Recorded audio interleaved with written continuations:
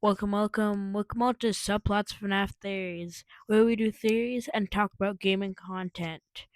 But today, we're just talking about from what FNAF is, and where it has started and where it is now. So first, I would like to say, FNAF has come a long way. From a simple game about point and click and defend yourself, to 3D roaming around and minigames galore. But first thing I would like to cover is FNAF 1 and why it's a really good game. FNAF 1 sets the tone for for all the FNAF games after it. From like the horror to the gameplay of itself. One thing about FNAF 1 that I think is almost universally liked is how it's almost eerie, that you can't tell because it's dark. You can't really tell what's going on. You're always left on the edge of your seat.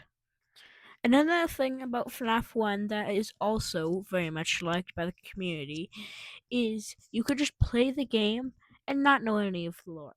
That could just happen. But you could, if you want to go understand the lore or the story of the game, you have to look at the details. Like in FNAF 1, you have to look at the posters on the wall or the secrets. All those things really stack up of why FNAF 1 is universally liked. But the next thing I would like to talk about, is Security Breach and Secret of the Mimic, of course. Those two games, both of them have their flaws, but let's first start talking about Security Breach. Security Breach, if you look past the glitches and some of the stuff, it's a pretty good game, other than some of the characters.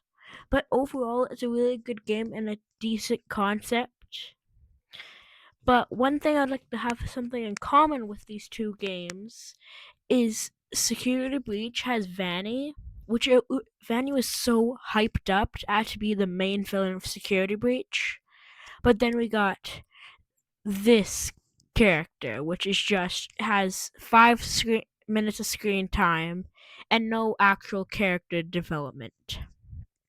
And with Seeker the Mimic, with Jackie had 5 minutes of screen time max, but it was used in all the marketing, which is a very contrasting thing. But overall, the stories for these two games are really good, and but even though Security Breach isn't as good as Secret the Mimic, but in Secret the Mimic, it's overall really good. You could use as stealth based. You could go more open style. There's lots of styles you could play this game about, which I find is a really good thing of how you could play the game. But overall, these 3D areas are pretty good, but they do kind of lack the fear factor. Even though Secret Mimic has the fear factor, Security Breach kind of loses that fact. But that's really about the two sides. But I'd like to talk about both of these sides for a minute of how FNAF, the franchise, is overall really good. Even though they've made a couple hiccups in the games and in the lore, but overall it's really good, and I people think people should really start appreciating that fact.